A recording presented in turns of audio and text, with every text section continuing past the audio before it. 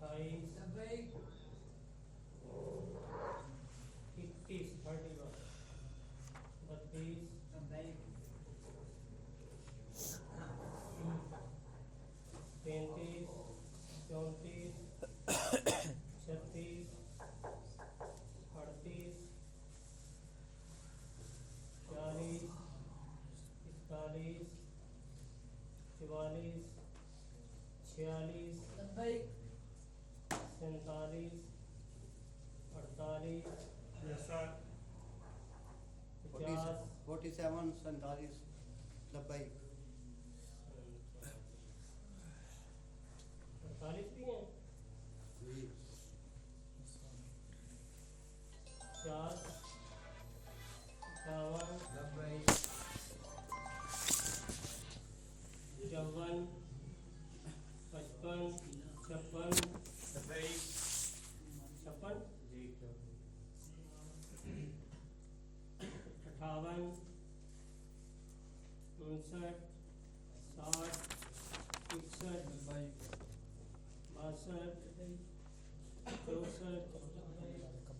62 64 66 67 70 لبیک 72 لبیک 73 74 75 76 76 بھی ہے جی 76 نہیں 70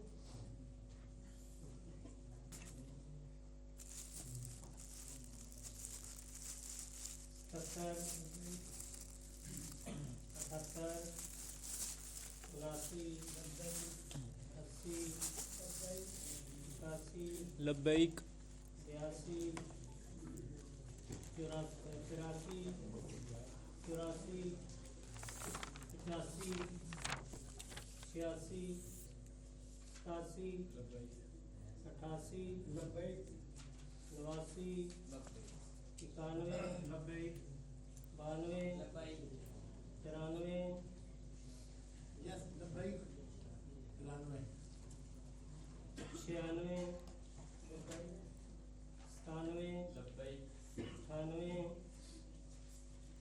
22 نمبر کا 22 23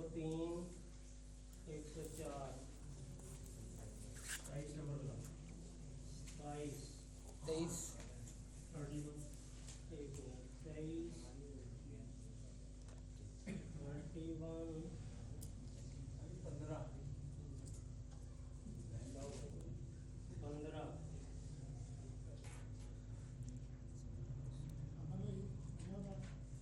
جی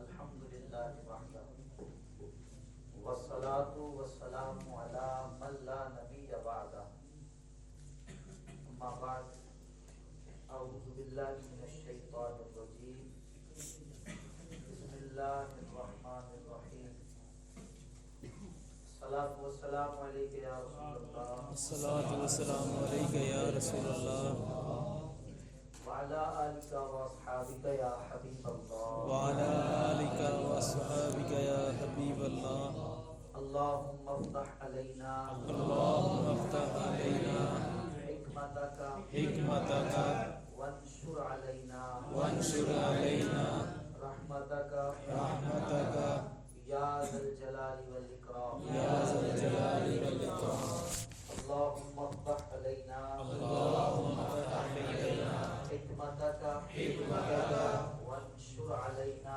وانشر علينا رحمتك رحمتك يا ذا الجلال والإكرام يا ذا الجلال والإكرام اللهم افتح علينا اللهم افتح علينا حكمتك حكمتك وانشر علينا وانشر علينا رحمتك رحمتك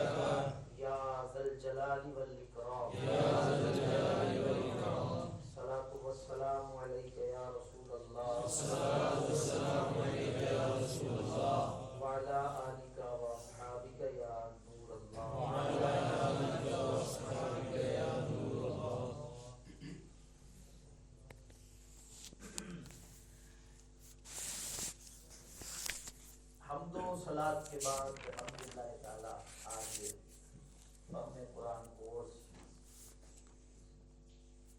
اپنے 2 اشرے مکمل کر چکے ہیں۔ ابھی آخری اشرہ ہے، آخری 10 دن ہیں۔ اللہ تعالی ہمیں قرآن فہمی سے وفر حصہ عطا فرمائے۔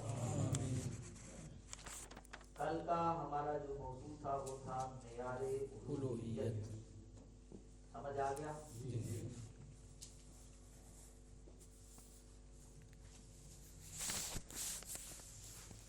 میں کل والی بات کو اللہ تبارک و تعالی جل وعلا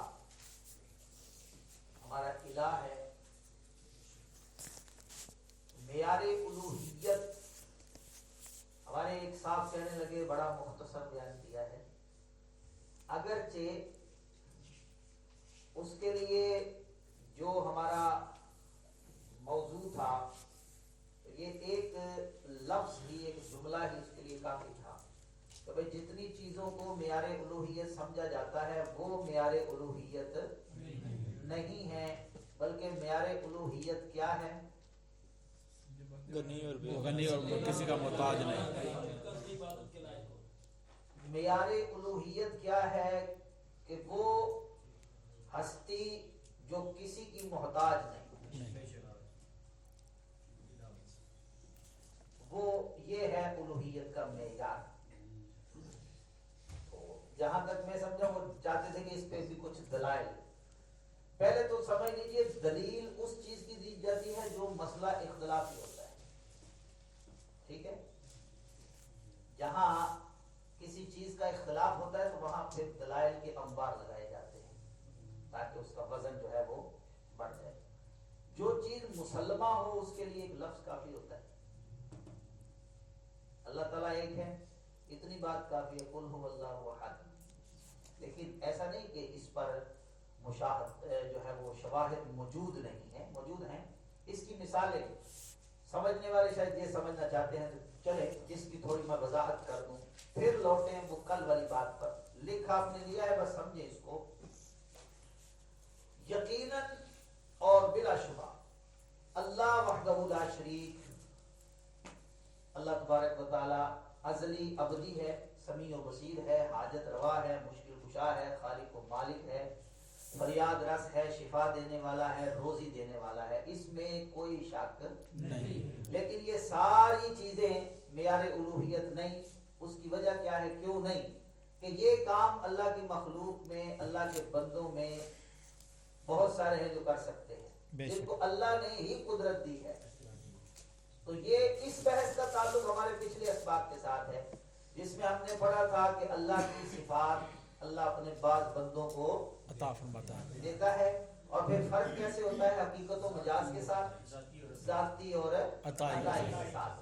تو یہ ساری چیزیں بلا شبہ اللہ تبارک و تعالی جل جلالہ کے افعال ہیں، اس کی صفات ہیں، لیکن اس میں اس کے بندے بھی شریک ہیں، اس میں اس کے بندے بھی شامل ہیں، اس نے ہی ان کو یہ عطا فرمایا ہے۔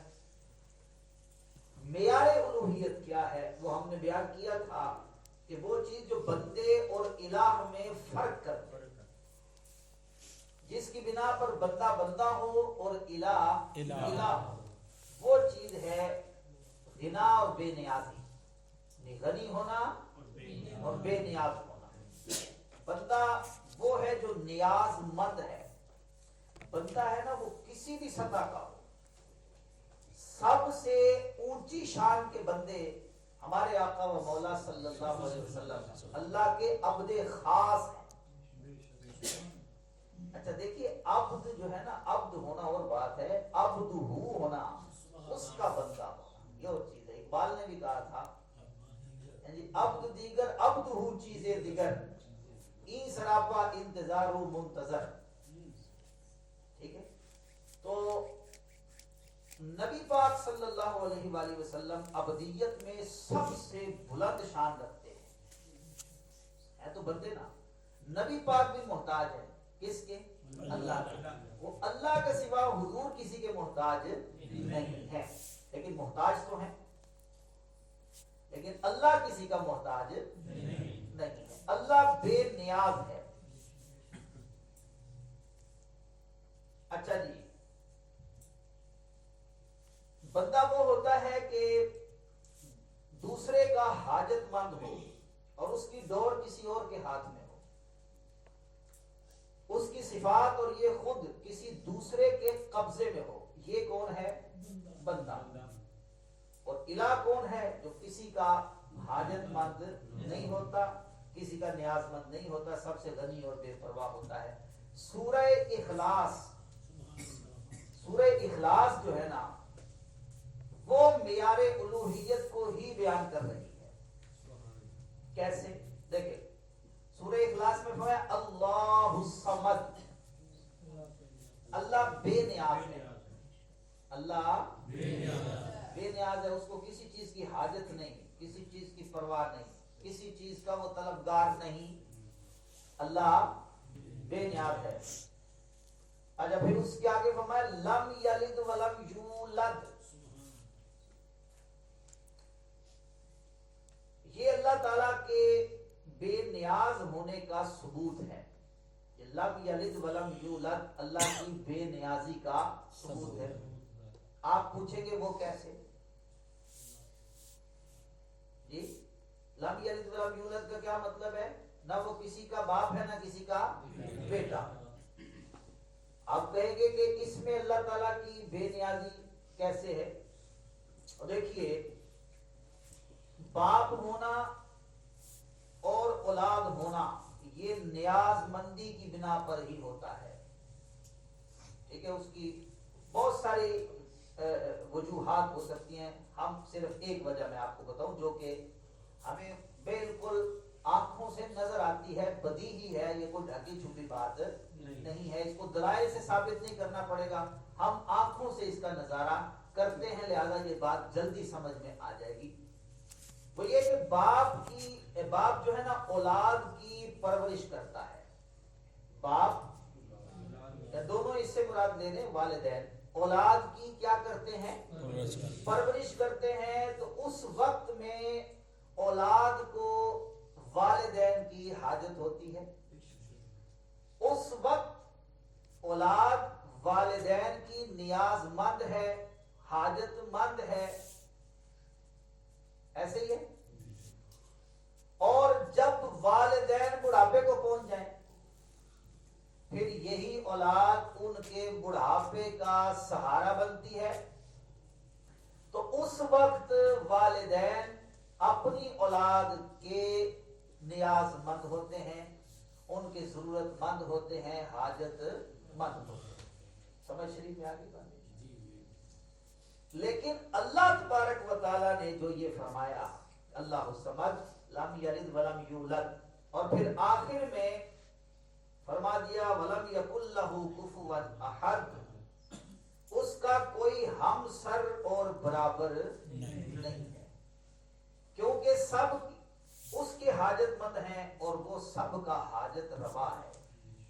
لہذا یہ چیز ہے جس نے فرق کر دیا معیار الوہیت، جو چیز ٹھہری وہ یہ چیز ہے کہ بندہ محتاج ہے اور جو الہ ہے وہ کسی کا محتاج نہیں۔ اللہ تعالیٰ ایک مقام پر فرماتا ہے واللہ غنی عن العالمین، اللہ جہانوں سے بے پرواہ ہے اور بے نیاز ہے، کوئی اس کی عبادت نہ کرے، اس کی شان میں ایک ذرہ برابر فرق نہیں پڑتا، ساری کی ساری مخلوق اس کے آگے سجدہ ریز ہو جائے تو وہ اپنا ہی بھلا کریں گے، اللہ تبارک و تعالی جل جلالہ کو ایک ذرے کے برابر فائدہ نہیں پہنچا سکتے، کیونکہ جو کسی کو فائدہ پہنچائے تو جس کو فائدہ ملا یہ بھی محتاجی کی ایک صورت ہے، لیکن اللہ تبارک و تعالی جل جلالہ فرماتا ہے کہ واللہ غنی عن العالمین، اللہ جہانوں سے بے پرواہ ہے اور بے نیاز ہے۔ ایک مقام پر فرماتا ہے اللہ غنی وانتم الفقراء، اللہ غنی اور بے نیاز ہے اور تم اللہ کے اس کے فقیر اور نیاز مند ہو، تمہیں اس کی حاجت ہے۔ اس میں انبیاء بھی آ جائیں گے، فرشتے بھی آ جائیں گے، ولی بھی آ جائیں گے، غوث کتب سارے کے سارے آ جائیں گے، سارے اللہ کے نیاز مند ہیں۔ اب اتنی وضاحت کے بعد اہل سنت و جماعت پر شرک کا فتویٰ لگانا ظلم عظیم ہے۔ تو ہم کہتے ہیں کہ ذرے کا کوئی مالک نہیں، اور وہ ہمارے عقیدے کو جوڑ دیتے ہیں بتوں کے ساتھ۔ اس لیے ہم کہتے ہیں کہ اہل سنت و جماعت پر جو شرک کا فتویٰ لگایا جاتا ہے وہ کیا ہے، اس کی وجہ کیا ہے؟ وہی وہ شرک کی 5 صورتیں جو پڑھی تھی، اس میں 5ویں صورت، تو ان کو یہ شبہ لگا ہے، اور یہ شبہ بھی اب ہم یہ نہیں کہہ سکتے کہ علم کی وجہ سے ہے، نہیں، بس اناد کی وجہ سے ہے، ظلمن ہے، ورنہ ان کے اپنے گھر میں اس بات کو انہوں نے تسلیم کیا ہے۔ میں 2 کتابوں کے اس وقت حوالے، جو بس سریرا اب بات آ گئی ہے تو سن لیں۔ ارواح ثلاثہ کے اندر اشرف علی تھانوی نے لکھا ہے کہ مولوی اسماعیل دہلوی نے کہا، میں خلاصتاً کہہ رہا ہوں، اس نے کہا کہ میں یہ کتاب لکھ رہا ہوں، یہ تقویت الایمان، میں جانتا ہوں کہ اس سے شورش اٹھے گی، اس سے شورش اٹھے گی، فتنہ برپا ہوگا، کیونکہ میں نے جو شرک جلی ہے، جو شرک خفی ہے، اس کو شرک جلی لکھ دیا ہے، جو چھوٹا شرک ہے اس کو میں نے بڑا شرک لکھ دیا ہے۔ کتنا بڑا ظلم ہے یہ! آپ اندازہ کیجئے، امت کو تقسیم کرنے کی سازش یہ ہندوستان میں بیٹھ کر کی گئی، جو آج اتحاد امت کے داعی بنتے ہیں، ان کے ہی پرکھوں میں سے ایک نے یہ کارنامہ سر انجام دیا۔ اس نے کہا کہ میں جانتا ہوں، یعنی جان بوجھ کر یہ گھناؤنا کام کیا ہے، یا اس نے کہا کہ جو چیز شرک نہیں تھی اس کو میں نے شرک لکھ دیا ہے۔ آگے کہتا ہے کہ لیکن لوگ لار بھیڑ کر خود ہی ٹھیک ہو جائیں گے، لیکن یہ اس کا نتیجہ صحیح نہیں ثابت ہوا۔ آج تک امت لڑ بھیڑ کر صحیح نہیں ہوئی، 2 گروہ الگ بن گئے، دیوبندی مکتب فکر الگ بن گیا، بریلوی فکر سے ایک کو منسوخ کر دیا گیا، جو کہ اہل سنت و جماعت ہے۔ ایک یہ حوالہ، یہ بڑے کام کی بات ہے، جو اہل فہم ہیں، شاید بعضوں کو تو اس کی سمجھ نہ آئی ہو، لیکن اہل فہم کے لیے میں تاریخ کی بات بتا رہا ہوں۔ ایک اور کتاب ہدیت المادی، یہ اسماعیل دہلوی کو وہابی دیوبندی دونوں مانتے ہیں، دونوں کا پیشوا ہے۔ دوسری کتاب ہدیت المادی، وہ خاص غیر مقلدین وہابیہ جو اپنے آپ کو اہل حدیث کہتے ہیں،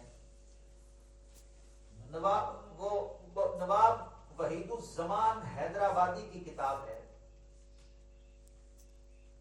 اس نے لکھا ہے کہ ہم نے شرک کے معاملے میں ہم نے دائرے کو تنگ کر دیا ہے۔ اس بات کا اس نے اعتراف کیا ہے، مطلب اس کا یہ نکلتا ہے کہ بھائی جو چیزیں شرک نہیں تھیں ہم نے ان کو شرک کہہ دیا ہے۔ تو یہ کوئی چھوٹا جرم ہے؟ سب سے بڑا جرم ہے، مطلب مسلمان کو آپ نے کافر کہہ دیا۔ تو معیار الوہیت کو سمجھنا اس لیے بہت ضروری تھا، اور اس کو یاد رکھنا اس لیے بہت ضروری ہے کہ ہمیں پتہ چلے کہ ہمارے جو معمولات ہیں وہ شرک پر مبنی نہیں ہیں۔ کسی کے بارے میں مالی کو مختار ہونے کا عقیدہ رکھنا، کسی سے استعانت طلب کرنا، کسی سے شفا کا عقیدہ رکھنا کہ یہ شفا دیتا ہے، تو یہ چیزیں شرک نہیں ہے۔ یہ کام تو کل ہم سن نہیں چکے، قرآن کہہ رہا ہے سیدنا یوسف علیہ السلام کے کرتے نے حضرت یعقوب علیہ السلام کی آنکھوں کو روشنی عطا فرمائی۔ تو معیار الوہیت کو صحیح طرح سمجھ لیا جی۔ اللہ تبارک و تعالیٰ اسے یاد رکھنے کی توفیق عطا فرمائے۔ حضرت آپ یہ سر دیوبندی اور وہابی میں کیا فرق ہے؟ یہ بتائیں گے انشاءاللہ۔ صاحب یہ کیا نام ہے آپ کھڑے ہو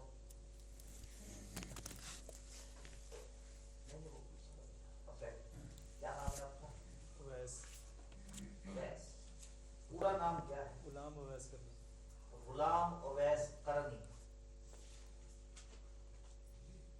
آپ میرا خیال ہے جب سے آئے چھٹی کو نہیں کی چھٹی تو نہیں لیٹ بھی نہیں ہوئے تاخیر بھی نہیں کی چھٹی بھی نہیں اور بڑے سنجیدگی کے ساتھ یہ لکھ رہے ہوتے ہیں اور سنتے بھی بڑی توجہ سے آپ سے سوال ہے سوال کر لیں آپ سے یہ نصاب کا نہیں ہے ویسے آپ نے اس کورس میں آ کر کیا سیکھا ہے کیا کچھ سیکھا ہے اپنے لفظوں میں بیان کریں گے الحمدللہ بہت کچھ سیکھا ہے ویسے ہم اسکول کی کتابیں جو ہے بچپن سے ہر کلاس میں اتنی پڑھ لیتے ہیں ایک کلاس میں اتنی 10 جماعتوں میں ڈھیر لگ جاتا ہے لیکن قرآن مجید جو ہے وہ ایک چند صفات پر مشتمل ہے اس کو ہم پوری زندگی جو ہے نا وہ صحیح سمجھنے کی کوشش نہیں کرتے اس لیے الحمدللہ ادھر آنے کا بہت فائدہ ہوا ہے کہ ہم نے قرآن مجید سے متعلق بہت سی معلومات حاصل کی ہیں میں ابھی اوروں سے بھی تشریف رکھوں میں یہ سوال کرنے لگا ہوں کسی سے بھی کیا جا سکتا ہے تو رسمی جواب نہیں دینا جیسے میں پوچھتا مکھی پہ مکھی نہیں مارنی کسی نے یہ تو جملہ بڑا عام ہوتا ہے نا جی بہت کچھ سیکھا اس میں تو وہ اپنا اپنا معافی ضمیر بیان کرنا ہے اور ہر کسی کا جواب دوسرے سے مختلف ہو ظاہر ہے جو ہر کوئی اگرچہ ایک ہی چیز سیکھی ہو اظہار بیان سب کا مختلف ہوتا ہے تو چلیں جامعہ والوں سے اسٹارٹ یہ آپ حضرت مولانا اویس یہ کیا نام ہے احمد رضا صاحب یہ ماشاءاللہ جی درس نظامی کر رہے ہیں اب یہ ان کو پڑھانا تو مطلب پڑھانا تو نہ ہوگا یہ تو پہلے سے پڑھے ہوئے ہیں ماشاءاللہ لیکن پھر بھی چلیں ان سے پوچھتے ہیں اس کورس میں آ کر آپ نے کیا کچھ سیکھا سنیے جی توجہ سے سنیے حاجی صاحب ان کو خاموش کروا کے رکھیں آپ کے پاس بیٹھ باتیں ہو رہی ہیں آپ کہہ رہے ہوتے ہیں ہمارا وہ پلہ جو ہے بھاری ہے اس اعتبار سے بھی بھاری ہے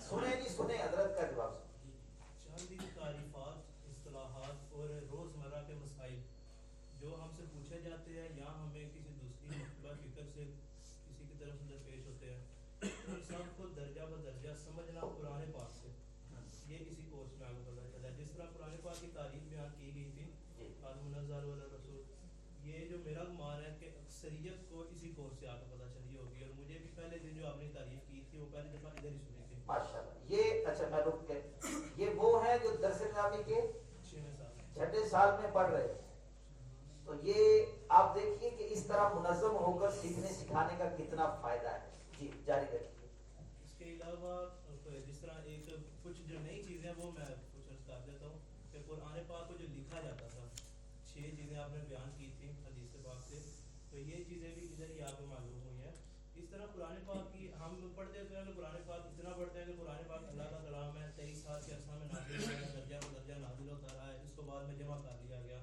لیکن اس سے پہلے یہ چیزیں کہ قرآن پاک کو نازل کرنے کی وجہ کیا بنی وحی کی صورت میں جو دیگر انبیاء کو کتابیں دی گئی وہ ایک ہی مرتبہ میں دی گئی پھر اس کی حکمتیں کیا تھی اس کو لکھا کدھر گیا تھا پھر اس کو جمع کرتے ہوئے کیا کیا مشکلات کا سامنا کرنا پڑا اور جمع کرنے کی پھر نوبت کیوں آئی کہ جو حفاظ شہید ہو گئے تھے جان میں اس کی وجہ سے پھر اس کو جمع کیا گیا ہے جمع کرنے کے بعد پھر اس کے اوپر اعراب لگائے گئے ہیں اس پہ اعراب لگانے کے بعد پھر ایک مصحف کی صورت میں اور مصحف کی صورت میں لانا بھی پھر یہ جس بندے کی کوشش تھی کہ وہ پہلے والے صفحات کو ترتیب دیکھے تو اس طرح کئی چیزیں ہیں اور اس کے بعد پھر عقیدہ توحید قرآن پاک سے سمجھنا عقیدہ شرک کو قرآن پاک سے سمجھنا اور انبیاء کے معجزات واقعات پڑھتے تو ہم رہتے ہیں لیکن سمجھنا جو ہے وہ ادھر آ کے ہم سے سبحان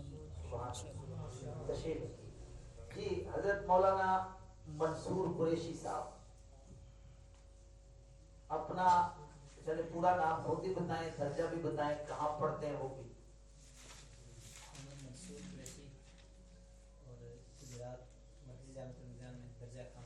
5वें साल में पढ़ रहे थे, दरस निज़ामी 5वें साल में। आपने क्या कुछ यहाँ से कशीद किया है? यहाँ के माशाल्लाह बहुत कुछ सीखने को मिला, जैसे अलामा साहब ने बयान कर दिया सारा। और दूसरा ये कि जैसे कि आपने बयान फरमाया था कि कुरान पाक के तर्जमा, कई लोग ऐसे हैं कि कुरान पाक का तर्जमा खुद अपने तौर पे करते हैं, तो आपने फरमाया था कि कुरान पाक का तर्जमा पढ़ने से अक्सरियत गुमराह हो जाती है, तो इसलिए खुद पढ़ने से नहीं आता, कहीं ना कहीं जाकर समझना पड़ता है। तो इसमें आके एक ये बात पता चली। और दूसरी बात ये कि जैसा कि कुरान पाक के नुज़ूल के बारे में उन्होंने बताया कि सहीफे पर जमा की गई, फिर इस तरह बाद में इराब भी इसने लगाए, तो चलते चलते इस तरह के माशाअल्लाह तशरीफ है। आपने हौसला अफजाई की, बहुत शुक्रिया जी।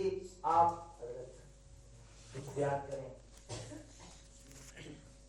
बिस्मिल्लाहिर्रहमानिर्रहीम। ये वही के बारे में तो सुना था कि वही नाजिल होती है, ये वही और मतलूब और गैर मतलूब, इसके बारे में मुझे नहीं पहले इल्म था, तो यहाँ कर अल्हम्दुलिल्लाह ये सीखने को मुझे मिला। फिर आगे कुरान पाक को जमा करने की ये बहुत खूबसूरत और नई बात मिली है कि एक सहाबी थे जिनकी 2 गवाही और आयत उन्होंने बताई, तो अल्हम्दुलिल्लाह इसके बारे में मुझे पता चला। और सबसे खूबसूरत बात जो मुफ्ती अहमद यहाँ नईमी रहमतुल्लाह ताला अलैह की, वो जो कहते थे पूरा कुरान हुजूर की नात है, पूरा कुरान हुजूर की नात है, कुल्लु मन अलैहा फ़ान। तो इसके अंदर कौन सी नात है? तो इन्नल्लाह व मलाइकतहु युसल्लूना अलन नबी, तो ये सारी हुजूर नबी करीम सल्लल्लाहु अलैहि वसल्लम की नात है। फिर ये जो कल वाला सबक था, ये सबसे मतलब ज़्यादा समझ में आया और सबसे खूबसूरत ये यानी इस तरह का सबक था मेरे लिए। माशाअल्लाह, सुभान अल्लाह। जी हजरत, आपका नाम मैं भूल गया हूँ, नाम भी बताइए अपना। जो है वो गुलाम सरवर मेरा नाम। गुलाम सरवर। तालीम क्या है आपकी? तालीम बस एम.ए. इस्लामियात। एम.ए. इस्लामियात। वो भी आपको पहले वो बता दूं जी। कि एम.ए. इस्लामियात का वाइवा था पंजाब यूनिवर्सिटी में, मैं गया देने के लिए। तो दोनों जो हजरात थे ना, वो गालिबन जो बंदी होते हैं, तो उन्होंने मुझसे पूछा कि आप ने कौन कौन सी तफसीरों के बारे में एम.ए. इस्लामी पढ़ा, तो मैंने सबसे पहले तफसीर नईमी का नाम लिया। तो वो कह रहा आपने तफसीर नईमी पढ़ी है? मैंने कहा थोड़ा सा मैंने मुतालिया किया है। मैंने कहा बस ठीक है। वो बुजुर्ग ने उसमें से वाइवा में नंबर ही नहीं लिए थे। ठीक है, अच्छा जी। अब मैं अपना आपको तारुफ पेश करता हूँ कि मैं 1982 में ना मुफ्ती अशरफ कादरी साहब रहमतुल्लाह ताला, पीर मोहम्मद अफजल कादरी साहब, कारी खादम साहब, उन्होंने एक कोर्स रखा था 40 रोज़ा, जिस तरह आपने 30 रखा है। वो 40 रोज़ा कोर्स में मैंने वहाँ पे पढ़ा, उनसे मुख्तसर 100 अहादीस थी, कुरानी आयात थी, उनका तर्जुमा तशरीह पढ़ा। ये जो आपने वो बयान किया ना कि सहरा में किसी का ऊँट गुम हो जाए तो या इबादिल्लाह और एक दूसरे जंग इमामा का था कि बशियारों हो या मोहम्मद, या ये वाक़ उस वक्त के मैंने सुने हुए हैं। ठीक है, तो उसके बाद आपकी क्लास का जिक्र करता हूँ। उस वक्त से लेके आज तक जब मैं इस क्लास में आया हूँ ना, यकीन करें मैं बिला मुबालगा आपको ये करता हूँ कि आपकी इस महफिल में नशिस्त में बैठने से मुझे ये पता चला कि जिंदगी के जो मैंने 40 साल गुजार दिए ना, वो बिल्कुल बेकार गुजारे। यानी कोई ऐसी क्लास मैंने आज तक अटेंड क्यों नहीं की। यानी आप बड़ी मैंने क्लास अटेंड की हैं, बहुत सारे मैंने मौलवी को सुना, बहुत से अलामा को सुना है यहाँ के, लेकिन अपना अपना हर एक अंदाज होता है। इस महफिल में आके, इस मीटिंग में आके मुझे यही पता चला। हालांकि मैं आपकी मालूमात में और दावा कर देता हूँ, मैंने 2 साल जुम्मा भी पढ़ाया है एक छोटी सी मस्जिद में, और 40 साल से मुसलसल मैं इमामत भी करवाता हूँ। कभी कहीं हमारे डाखाना की मस्जिद है, सुबह फजर की इमामत मैं करवाता हूँ वहाँ पे, कभी मगरिब, कभी ईशा की भी कराता हूँ। तो कुरान पाक का बहुत सारा हिस्सा मुझे ज़बानी भी याद है, तर्जुमे के साथ भी याद है, उनके सियाक व सबाक, आयात का शान नुज़ूल बड़ी अच्छी तरीके से मुझे याद है। तो लेकिन वो सारी आपकी बात जब मैंने सुना ये कि फहम कुरान अगर ना हो तो तर्जुमा भी आप जो है ना वो नहीं सीख कर सकते, वो मुझे आप पता चला कि बाकी जो आप बात फरमा रहे, पहले भी मैंने सुनी थी ये बात, पहले भी मैंने सुनी, लेकिन मैं उसको मानता नहीं था। इसलिए मानता था मैंने कहा नहीं यार ये बात पता नहीं, मौलाना कह देते हैं यार कोई तर्जुमा पढ़े कि खुद ही ना तर्जुमा करने लग जाए। लेकिन जब यहाँ आके देखा ना कुरान पाक फहम कुरान क्लास में आके देखा है तो पता चला कि वाकई जी जो हम तर्जुमा करते हैं वो होता तो शायद ठीक ही हो जो हम करते हैं, लेकिन उसके जो आपने हवाला जात, जो आपने पूरी तफसील दी है, उसमें ये पता चला कि वाकई हमारी जिंदगी है वो पहली बेकार ही गुजरी है। और आइंदा से मैंने तो ये इरादा किया अब ता वो कहते नहीं मौत अपनी इसको जारी रखूंगा, चाहे किसी प्रोग्राम में, चाहे किसी محفل میں چاہے اپنے طور پہ اس پروگرام کی جاری ساری یہ آپ کا سمجھے کہ آپ اس میں وسیلہ ثابت ہو. جزاک اللہ. ماشاء اللہ بڑی محبت کا اظہار فرمایا جی. اب ایک آخری کسی سے آجی اظہر صاحب بیان کریں. آجی صاحب نے کیا آخری ابھی بس پھر آگے کچھ آج کا سبق پڑھنا ہے. میری 50 سال کی عمر ہو گئی جی. درسیاں نظامی والی بچیاں نے 6-6 سال ہو گئے سانو پڑھدے ہاں تے اساں او گلاں نہیں سیکھیاں تے اساں کتے سیکھنی. میں پہ بینا ہوں قلب معلم جی کہ صدایا ہوا کتا جا کہ عالم تے غیر عالم جڑے نا او برابر نے. تے باقی اور بھی ڈھیر ساری گلاں جس میں یاد کراں گا تے مینوں یاد آئے گی بالخصوص بھابیاں نوں پھڑن واسطے جڑیاں نا او مینوں بڑیاں گلاں لگیاں. سبحان اللہ. شرک پتہ سی سننا شرک کی ہے شرک کی ہے بچی میں نے شرک کہتے ہیں شرک کیا ہے اے جس نے کو ٹکرے گا تے پھر انشاءاللہ میں دساں. بات ہے یہ کہ علم دا معنی ہی جاننا ہے. او علم آئے گا سوال کرنا سیکھن دینا تے اللہ رسول دا بڑا فضل ہے. اسی سارے تے چلو ہو سکتا اکثر آئی کہتے ہوں کہ مہینہ لگے گا کہ ساڈا مہینے دا کورس. حالانکہ میں وہ امامت بھی کرا رہا ہے گل نہیں جی مینوں کسی آکھیا ہے گل کل آکھیا مینوں کسی یاد جا کے انہاں آکھیا ایسا پالا کہ مینوں تقریباً 1.5-2 مہینے ہوئے نے مسجد چادری دیندے گل ویسے بالکل ٹھیک. انہاں آکھیا ایسا تسی امامت پہ کرا دے تے تسی دنیا تو کٹ گئے. میرے بنوئی فرما رہے ہیں کہ آج صاحب تسی مینوں اکھاں چ پانی ہو گئی پہ لبدے تے اے تسی لوگ کو جڑی امامت کردے نے حضرت ساڈے بڑے نے اے گلاں بیان کی ہون گیاں اے واقعی میرے کو بیان بھی نہیں ہو رہا کہ کی کچھ سیکھیا.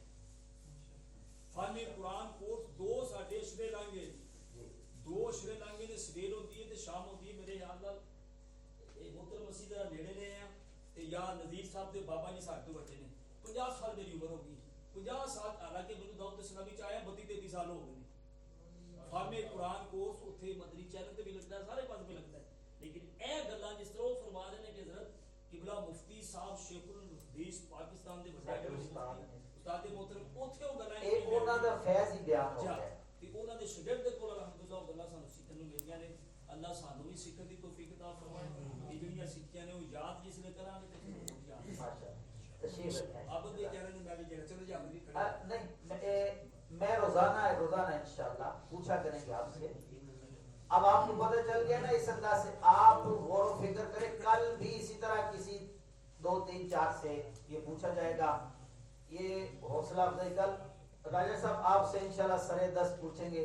راجہ صاحب انشاءاللہ اپنے گرام مایا جو ہے نا جی وہ پیش کریں گے انشاءاللہ اپنے تاثرات سننے کے لائق. ایسا بڑی عجیب آدمی ہے. چلیں جی آج کا کوئی سبق جو ابھی ہم شروع کریں گے نا آج میں تھوڑا اس کا تعارف کروا دوں. سبحان اللہ. اب جو چیزیں آ رہی ہیں نا جی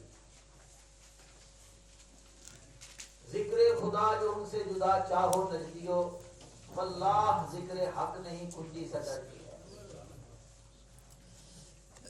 آپ کو یاد ہو کہ میں نے بیان کیا تھا کہ جو قرآن پاک کے بڑے بڑے مضامین ہیں وہ 3 ہیں. بڑے بڑے جو مضمون ہیں وہ کتنے ہیں؟ 3. توحید، رسالت اور آخرت. توحید کو اس میں شرک بھی آ گیا کیونکہ اس کے مقابل شرک بھی ہے. معیار الوہیت ان چیزوں کو بحمد اللہ تعالی ہم نے بڑی تفصیل کے ساتھ پڑھنے سمجھنے کی کوشش کر لی ہے. اب انشاءاللہ رسالت کا جو باب ہے نا جی وہ ہم انشاءاللہ تبارک و تعالی شروع کر رہے ہیں. اب اس میں ہم نے پڑھنا کیا کیا ہے میں آپ کو اس کا کچھ تعارف کروا دوں. ویسے تو یہ موضوع ایسا ہے مطلب حضور کی اس میں گویا سمجھ لے شان بیان کرنی ہے. تو نبی پاک صلی اللہ تعالی علیہ وسلم کی جب سارا قرآن ہی حضور کی نعت ہے تو کس آیت کو لیا جائے اور کس کو چھوڑا جائے؟ قرآن کی جو سب سے چھوٹی سورت ہے نا جی سورہ کوثر. پوری سورت کی بات نہیں صرف لفظ کوثر پر اگر ہم بات کریں تو میرے جیسا بے بضاعت کم علم شخص بھی 30 دن 1 گھنٹے کا لیکچر دے سکتا ہے صرف لفظ کوثر. ہمارے علماء نے لکھا ہے، اسی کو پڑھ کے تو ہم نے بیان کرنا ہے. علماء نے لکھا ہے لفظ کوثر میں، یعنی کوثر کا کیا معنی ہے؟ خیر کثیر. خیر کثیر تو کوئی چیز اس سے باہر ہی نہیں ہے، کوئی چیز اس سے باہر ہے ہی نہیں. اب اس کی تفصیل ہی بیان کرنی ہے کہ نبی پاک صلی اللہ علیہ وسلم کو یہ کس کس انداز سے ملی ہے. تو ہم اپنے اس کورس میں جو مضامین جن کا انتخاب کیا ہے میں نے، ان کا کچھ اجمالی خاکہ ہے، وہ میں آپ کو بتا دوں. اس میں سب سے پہلے تو ہم منصب رسالت کیا چیز ہے وہ پڑھیں گے، کہ کسی کو جو رسول بنایا جاتا ہے تو وہ بنایا کیوں جاتا ہے. ٹھیک ہے، جب بنا دیا جاتا ہے تو پھر اللہ تعالیٰ اس کو کیا کیا کچھ عطا فرماتا ہے. جب نبی پاک صلی اللہ تعالی علیہ وآلہ وسلم اللہ کی طرف سے رسول بن کر تشریف لائے، آپ نے اعلان نبوت فرمایا.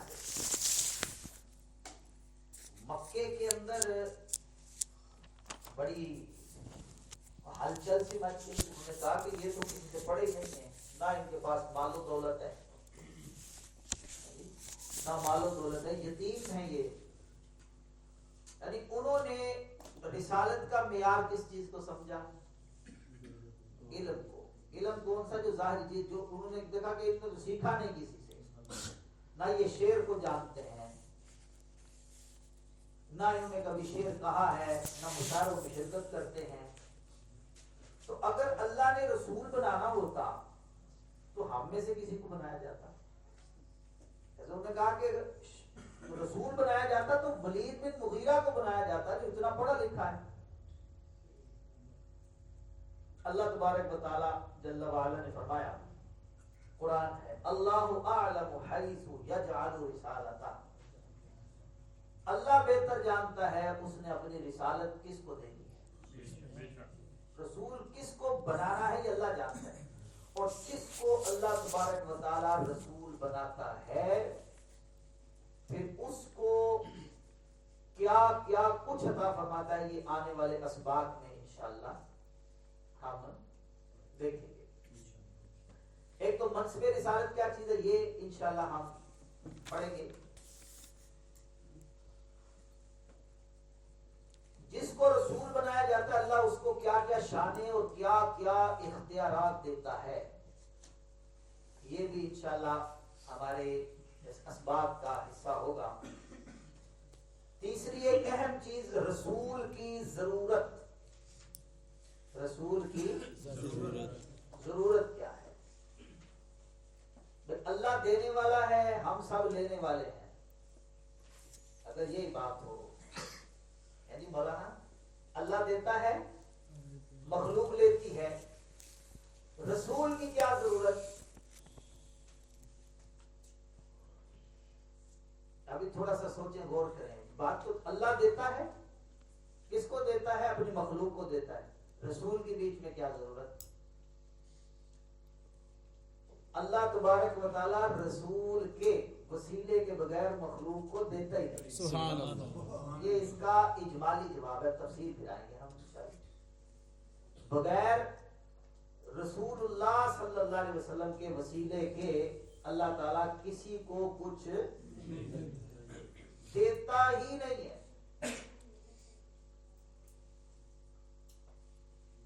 لا ورب العرش، جس کو جو ملا ان سے ملا. اللہ حضرت کہتے ہیں لا ورب العرش، عرش کے رب کی قسم، جس کو جو ملا ان سے ملا. اب یہ سارے لفظ جو ہے نا عمومیت پر دلالت کر رہے ہیں. جس کو جو کے دستے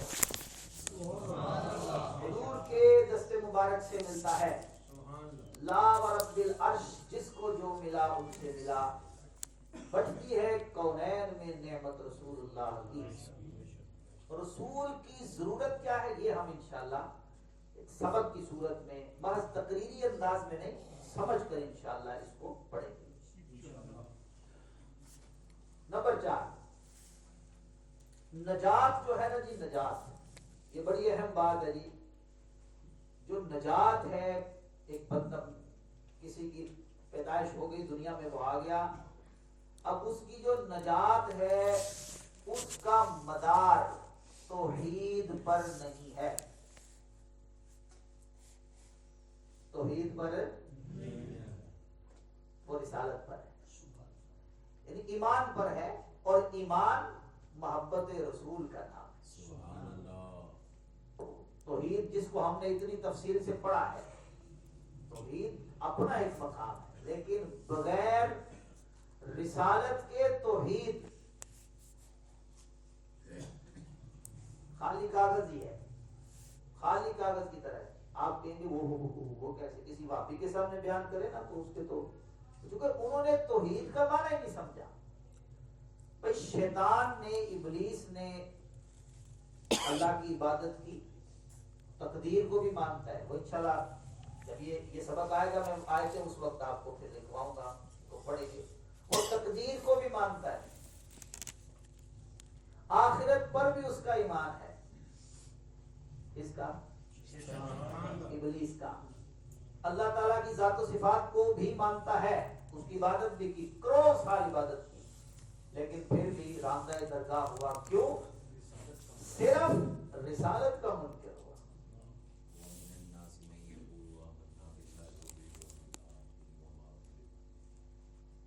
ٹھیک ہے جی, سمجھ شریف میں آگے بات.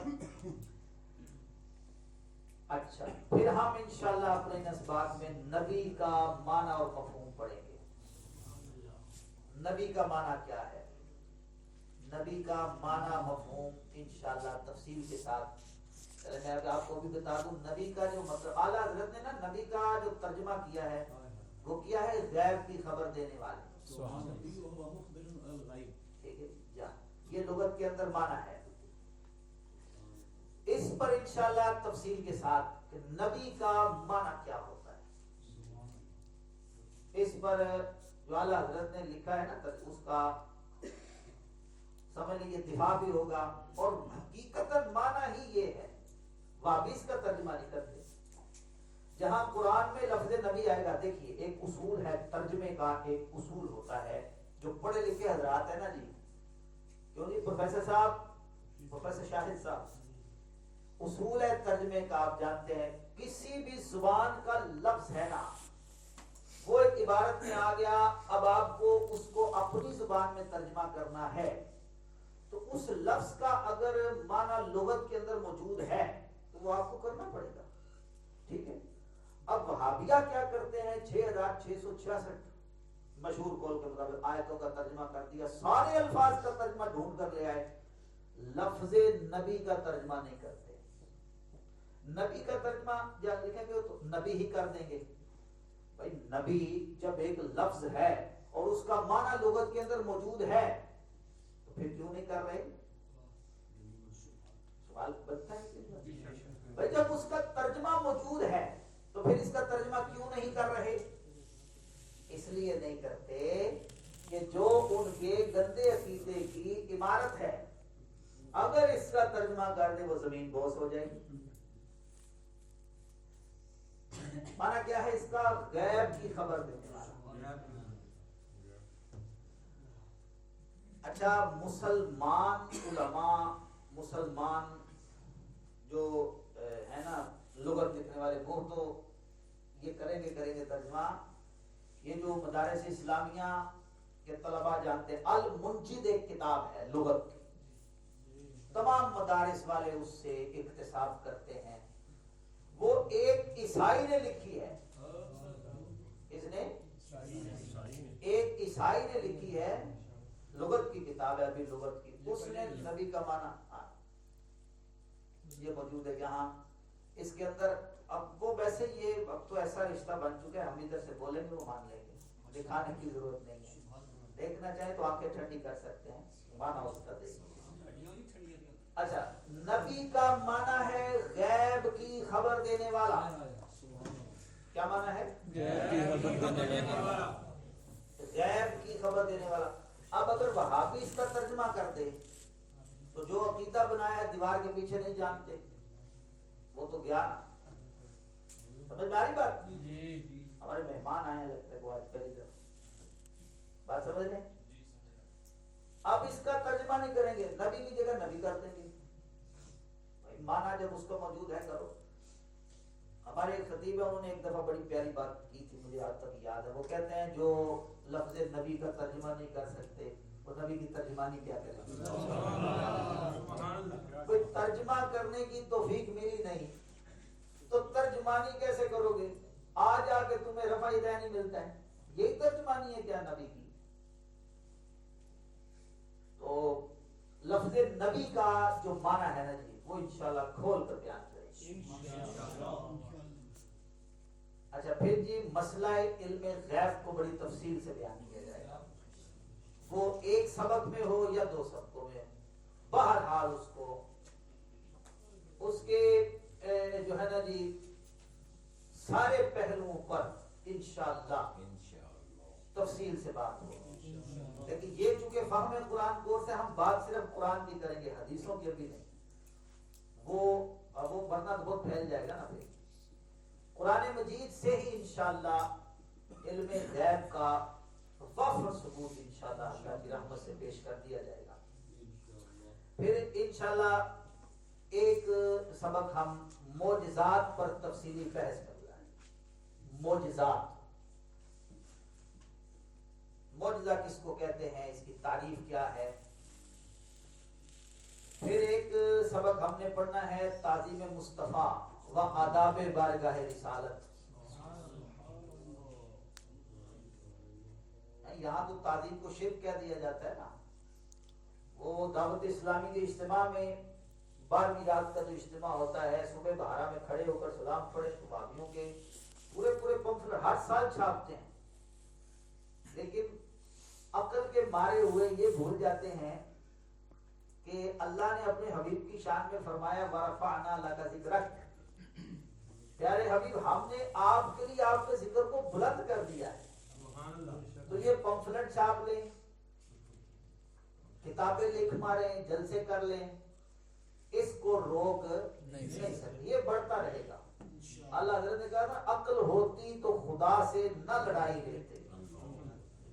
तो पता चला अक्ल ही कोई, अक्ल होती तो खुदा से न लड़ाई लेते। ये घटाएं उसे मंजूर बढ़ाना तेरा। अब जिसको अल्लाह बढ़ाए किस में ताकत है कि उसको फिर घटा दे। अल्लाह हज़रत कहते हैं वही धूम उनकी है माशा अल्लाह। जी राजा साहब माशाअल्लाह का इस्तेमाल देखें शेर के अंदर, वो भी छोटी बहर में। वही धूम उनकी है माशा अल्लाह, मिट गए आप मिटाने वाले। अबू जहल से लेकर ज़ुर्रियत अबू जहल आज तक, चाहे वो किसी भी शक्ल में आई है ना जी, मुअतज़िलियों की शक्ल में हो, वहाबिया की शक्ल में हो, या किसी भी शक्ल में हो, वो मिट गए। लेकिन नबी पाक सल्लल्लाहु अलैहि वसल्लम का नाम बुलंद होता ही रहा। तो ताज़ीम मुस्तफ़ा सल्लल्लाहु अलैहि वसल्लम और आदाब बारगाह रिसालत पर कुरान ने क्या निसाब दिया है, कुरान का क्या पैगाम है, इंशाअल्लाह उसको भी हम पढ़ेंगे। एक मौजू या मौजू के अंदर कुछ हिस्सा उसका इबादत और ताज़ीम में फर्क, ये बड़ा जरूरी मसला है। इबादत और हम ताज़ीम करते हैं, वो कहते हैं इबादत है। अच्छा मिसाल देके क्या देते हैं, हम सलाम पढ़ते हैं ना, जो भी बाद में सलाम पढ़ेंगे ये खड़े हुए मुस्तफा जाने ऐसे कहते, ऐसे तो नमाज में खड़े होते हैं, नमाज में ऐसे खड़े होने इबादत कहते हैं, सलाम ऐसे पढ़ोगे ये इबादत होती है। अक्ल नहीं ना, वरना उस्ताद के सामने ऐसे खड़े नहीं होते, और है कि नहीं, माँ बाप के सामने, ये भाभी अपने मौलवियों के सामने ऐसे खड़े होते हैं, उनके मदारिस में भी ऐसे खड़े होते हैं। अच्छा फिर नमाज, ये देखिए अहले इल्म के लिए, अहले ताकीद के लिए एक और बात, नमाज सिर्फ हाथ बांध के तो नहीं पढ़ी जाती। चले जी कौन से इमाम है जिनके हाथ खोल के नमाज पढ़ी जाती, बताएं तो इनाम दें। और जी इमाम मालिक के नजदीक हाथ छोड़ के नमाज पढ़ी जाती है। अब क्या ख्याल है, ये जो पाक सरजमीन शाद पर, ये भी इबादत हो जाएगी। ایسے ترانہ پڑھا جاتا ہے؟ یہ نہیں پڑھا. سمجھے بات کو؟ اگر کہتے ہیں کہ بھائی یہ ہاتھ باندھ کر سلام پڑھتے ہو تو مشرک ہو گئے، تو کبھی لگاؤ فتویٰ. پھر یہ جو پریڈ ہوتی ہے تو فوجی نکال کے پھر دیکھے نا کہاں پھینکتے ہیں ان کو. ایسی آج کل شہرت ہے، آپ جانتے ہیں. فوج کے آپ کہیں کہ جناب ایسے کھڑے ہو کر جو اسلام پہ اپنا پڑھا جاتا ہے ترانہ، امام مالک کے نزدیک ہاتھ چھوڑ کے نماز پڑھی جاتی ہے، عبادت تو یہ بھی ہوگی نا. اور بہت ساری چیزیں ہیں جی، وہ انشاءاللہ اس مقام پر اور تفصیل ہو جائے گی. اچھا جی، 9 اور 10واں ایک موضوع جی، وقت کی اہم ضرورت، بلکہ اس پر بہت زیادہ ورک کرنے کی ضرورت. اور ہم الحمدللہ اسی مسجد میں 5 روزہ ختم نبوت کورس کروا چکے ہیں. ایک انشاءاللہ تبارک و تعالی موضوع جو ہے ختم نبوت، اس کو بھی ایک ہے. ویسے تو ہم مسلمانوں کا ایمان ہے، لیکن اس انداز سے انشاءاللہ تبارک و تعالی ہم سمجھیں گے کہ اگر ہم اس کو صحیح طرح سمجھ لیں تو کسی طرف سے بھی کسی قادیانی کا کوئی اٹھنے والا اعتراض بحمد اللہ تعالی ہم زمین بوس کر سکتے ہیں. تو سمجھ لیں گے انشاءاللہ. تو یہ کچھ موضوعات ہیں. وقت ملا تو نور و بشر کی بھی بات کر لیں گے، حاضر و ناظر کی بھی بات کر لیں گے. بہت سارے پھر اب بس شان رسالت کا ہی بیان ہے اگلے وقت آنے والے دنوں. کوشش کریں اپنے ساتھ ایک میرا ذہن ہے الاصحاب فی الکتاب، صحابہ کرام کا جو قرآن نے خطبہ پڑھا ہے. قرآن میں 100 آیتیں ہیں، کتنی 100 آیات مبارکہ ہیں جو صحابہ کرام کے مقام و مرتبے کو، ان کی فضیلت کو بیان کرتی ہیں. آپ نے اچھی توجہ دلائی ہے. ایک موضوع وہ ضرور ہوگا، میرے شروع سے ہی ہدف میں ہے.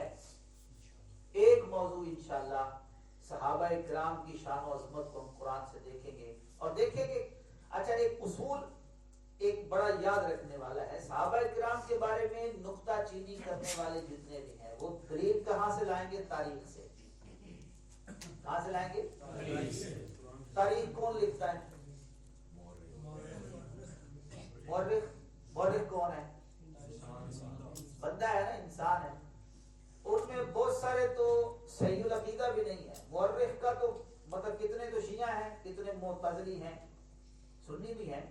اچھا، تاریخ کا نا ایک یہ طلباء کے لیے بھی بڑی مفید بات ہے. ہم سب کے لیے ایک بات یاد رکھیں، تاریخ کا جو اصول ہوتا ہے، جو تاریخ پڑھتے ہیں وہ جانتے ہیں. تاریخ کا اصول یہ ہے کہ مثال ہے کسی نے تاریخ پاکستان لکھنی ہے، اس نے کہا کہ جب سے پاکستان بنا ہے اس وقت سے لے کے میں تاریخ لکھتا ہوں، تو وہ 1947 سے شروع کرے گا. 1947 سے شروع کر کے اپنے زمانے تک. جیسے ابھی کوئی 2024 میں تاریخ پاکستان لکھنے کا التزام کرے اور کہے کہ میں لکھوں گا، اصول اس نے بیان کر دیا کہ جب سے پاکستان بنا ہے اس وقت سے لے کر اب تک. اب 1946 والی بات وہ نہیں لکھے گا کیونکہ اس وقت تو یہ ہندوستان تھا، مشترکہ تھا. اب وہ 1947 14 اگست 1947 کے بعد کے جو واقعات ہیں اس واقعے سے اب ان کو لکھے گا. اور اس میں جو کچھ ہوا ہے، جس چیز کا وہ احساس کرنا چاہے گا، اس کو شمار کرنا چاہے گا، لانا چاہے گا. اب وہ بات اچھی ہے یا بری ہے، مورخ کا کام کیا ہے؟ اس کو لکھ دینا. اب تاریخ اس طرح لکھی جاتی ہے. تو جن نے تاریخ لکھی صحابہ کرام کے مابین جو کچھ ہوا. اب اس میں بھی راوی بھی ہوتے ہیں، جس طرح حدیث کے راوی ہوتے ہیں، تاریخ کی بیان کرنے والے بھی راوی ہوتے ہیں. تو مورخ نے تاریخ لکھ دی کہ فلاں صدی میں یہ واقعہ ہوا تھا، یہ جنگ ہوئی، اس کا یہ نتیجہ نکلا. یہ فیصلہ کون کر رہا ہے؟ اور وہ کون ہے؟ انسان. کیا ہے؟ نسیان سے محفوظ. انسان بھولنے والا ہے، غلطیاں کرنے والا ہے، خطائیں کرنے والا ہے، لیکن اللہ کا کلام اللہ کا کلام کیا ہے؟ وہاں ایک غلطی کی گنجائش نہیں. ذالک الکتاب لا ریب فیہ، یہ فرمایا قرآن صحابہ کے. اچھا تاریخ کچھ کا کچھ کہہ رہی ہے، فلاں نے فلاں موقع کو فلاں سے لڑائی کی، یہ ہوا وہ ہوا، سارا جو کچھ رافضی وہ گند اٹھاتے ہیں تاریخ سے، اب اس میں پھر اپنا جو ہے وہ زہر ملاتے ہیں، اب اس کو بیان کر دیتے ہیں. قرآن کیا کہتا ہے؟ قرآن کہتا ہے وَكُلًّا وَعَدَ اللَّهُ الْحُسْنَى، ہم نے سارے کے سارے صحابہ سے حسنہ کا وعدہ کر لیا ہے. بات سمجھ نہیں آئی. اور یہ جب ہم بیان کریں گے لفظ کلن کو میں وہیں کھولوں گا. یہ لفظ کل جس پہ داخل ہوتا ہے نا تو کوئی چیز چھوڑتا ہی نہیں ہے. جس پہ لفظ کل آ جائے گا اور جس پر جیسے ابھی کہا جائے نا، یہاں اگر کہا جائے یہ جتنے ہم بیٹھے ہیں یہ کہا جائے کہ یہ کل کے کل جو طلباء ہیں ان سب کو مدینہ شریف کا ٹکٹ دیا جاتا ہے، تو اب استثناء کسی کا نہیں ہوگا. اس کے لیے پھر لفظ اس کے لیے یہ آئے گا ہی نہیں. کلن جب کسی پہ آ جاتا ہے نا تو قرآن نے کہا وَكُلًّا وَعَدَ اللَّهُ الْحُسْنَى، ہم نے سارے کے سارے صحابہ سے جنت کا وعدہ کر لیا. اب ایک صحابی بھی بار نہیں ہے، نہ حضرت مغیرہ بن شعبہ بار ہیں، نہ حضرت امیر معاویہ بار ہیں، نہ حضرت ابو سفیان، نہ حضرت ہند رضی اللہ تعالی عنہ مجمعین. تو سارے کے سارے صحابہ جنتی ہیں. امیر اہل سنت مولانا الیاس قادری صاحب دامہ ذلہ کا یہ جو نعرہ ہے کوئی لگائیں ہاں جس سے ہر صحابی نبی جنتی جنتی، ہر صحابی نبی جنتی جنتی، ہر صحابی نبی جنتی جنتی، ہر صحابی نبی جنتی جنتی. نعرہ جو ہے نا وہ اسی آیت سے ماخوذ ہے، اس آیت کا ہی ترجمہ ہے. تو تاریخ میں اچھا ایک اصول یاد رکھیں، تاریخ کی اگر 1000 کتابوں میں ایک بات لکھی ہو، لوگ تو ایک آدھ لے آتے ہیں نا، جی تبری میں لکھا ہے، یہ البدایہ والنہایہ میں لکھا ہے، تمہاری کتابوں میں ابن سعد نے لکھا ہے، تو ابن سعد کوئی نبی ہے؟ تبری والا کو نبی ہے؟ نہیں. وہ خدا ہے؟ نہیں. لوگ تو ایک ایک حوالہ لے آتے ہیں، دو زیادہ سے زیادہ کتنے لے آئیں گے؟ 10 20 50 100. میں کہتا ہوں 1000 کتابوں میں ایک بات نہیں، 1000 چلے اس سے 1000 کو 1000 سے ضرب دے لیں، اتنی کتابوں میں لکھی ہو. قرآن مجید فرقان حمید کے ایک لفظ سے وہ ساری کی ساری مسترد ہو جائیں. کیوں؟ یہ اصول ہے، یاد رکھیں. جب تاریخ ٹکراتی ہے قرآن سے تو وہ ردی کی ٹوکری میں پھینکنے کے قابل ہو جاتی ہے. یہ اصول یاد رکھ لیں. تو کسی رافضی شیعہ کا کوئی اعتراض جو ہے وہ ایسا نہیں ہوگا کہ جس کی طرف بندہ ایسے سوچے بھی کہ یار یہ کچھ کر، وہ بکواسات اور خرافات کا مجموعہ تو ہو سکتا ہے، اس کو دلیل نہیں کہا جا سکتا. دلیل کیا ہے؟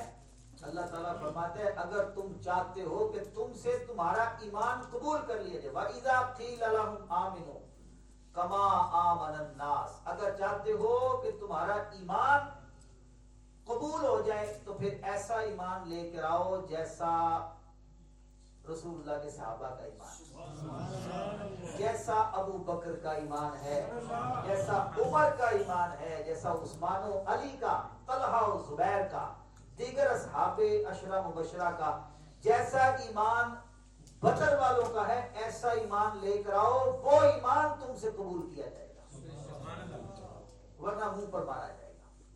ٹھیک ہے جی. تو تفصیل انشاءاللہ اپنے اس سبق میں اللہ تبارک و تعالی ہمیں قرآن کا وسیع فہم عطا فرمائے. ہاں جی کیا خیال ہے جی آئندہ کورس رکھا جائے تو انشاءاللہ. ہمارا ویسے ذہن یہ ہے یہ 30 روزہ جو کروانا ہے فہم حدیث کورس کیونکہ قرآن کے بعد جو بڑا ماخذ ہے وہ ہے حدیث پاک، بڑا پہلودار اور بڑا مزے کا موضوع۔ نبی پاک صلی اللہ علیہ وسلم کے الفاظ مبارکہ کو سمجھنے کا اس میں مفہوم پیدا ہوتا ہے، فہم پیدا ہوتا ہے۔ تو یہ انشاءاللہ اللہ تعالیٰ نے چاہا تو مارچ میں یا اپریل میں، مارچ یا اپریل میں انشاءاللہ۔ اچھا، اس دوران کو 3 روزہ 7 روزہ کورس ہوتے رہیں گے، آپ حضرات ان میں آپ ہمارے ساتھ جڑے رہیں انشاءاللہ۔ اسی طرح کے علمی کورس مکمل ہونے کے بعد بھی یہ جو گروپ ہے اس کو بند نہیں کرنا، ہمیں جاری رہے گا۔ ہم کو پاگل ہے جی آپ کو چھوڑ دیں، پکڑ کے رکھیں گے آپ کو انشاءاللہ۔ اچھا، 3 موضوع میں نے یہاں پر قصداً بیان نہیں کیے، علوم القرآن کے حوالے سے بڑے اہم ہیں، ان پر ہمارے وہ پیچھے آپ دیکھ رہے ہیں راجہ صاحب بیٹھے ہوئے ہیں، ہمارے راجہ صاحب راجہ محمد بلال مصطفیٰ، یہ مسجد کے مؤسس ہیں، مسجد کے بانی ہیں، بڑی خوبصورت مسجد انہوں نے تعمیر کی ہے۔ ہم آپ کو دعوت دیتے ہیں، آپ اس مسجد کی آگے زیارت کریں انشاءاللہ۔ وہاں پر انشاءاللہ یہ کورس ختم ہوگا، اس کے بعد کچھ ہی دنوں بعد اعلان کر دیا جائے گا 3 روزہ علوم القرآن کورس، جس میں 3 موضوعات اس وقت میں نے بیان نہیں کیے۔ ایک تو وہ تھوڑے اگر شروع کر لیتے تو تھوڑے تھے مشکل، اب چونکہ ہمارا وہ مزاج بن چکا ہے، اب ہم مشکل باتیں بھی کریں گے تو انشاءاللہ سمجھ آ جائے گی اللہ نے چاہا۔ ایک تو موضوع ہے قرآن کی جو آیاتیں ہوتی ہیں نا، شان نزول، آیتوں کا شان نزول ایک ناسخ و منسوخ، انتہائی اہم موضوع، ناسخ و منسوخ۔ اور تیسرا موضوع قرآن کی محکم اور متشابہ آیتوں کے بارے میں۔ یہ 3 عنوانات ہوں گے 3 روزہ علوم القرآن کورس۔ اسی طرح انشاءاللہ 1 گھنٹے کی نشست، تو میں امید کرتا ہوں ہم سارے اس میں ٹھیک ہے جی، جلد انشاءاللہ تعالی ہم اس کا اعلان کریں گے کہ کب ہوگا، آپ کو بتا دیا جائے گا، اس میں بھی آپ حضرات نے ضرور شرکت کرنی ہے۔ اور یہ مسجد تو سمجھ لیں کہ یہ کورسز کے لیے نا پہلے ماضی میں بھی کورس ہوتے رہے ہیں اور انشاءاللہ آئندہ بھی کورس ہوتے رہیں گے۔ 3 روزہ بھی ہوتے ہیں، 5 روزہ 7 روزہ، اور اسی طرح تربیتی نوعیت کے ہی ہوتے ہیں۔ ہمارا ہدف یہ ہے کہ با مقصد جو ہے نا جی پروگرام کریں، آنے والوں کا وقت ضائع نہ ہو، اور ہم خود بھی ایسی چیز ڈلیور کریں کہ جس سے آخرت کا فائدہ ہو، اللہ اس کے رسول کی رضا حاصل ہو۔ اللہ ہمیں اس کی توفیق عطا فرمائے، آمین بجاہ نبی کریم صلی اللہ علیہ وسلم۔ مصطفیٰ جانے رحمت پیلا تو سلام، شمع بز میں ہدایت پیدا کو سلام، جس روحانی گھڑی چمکا طیبہ کا چاند، اس دل افروز ساعت پیلا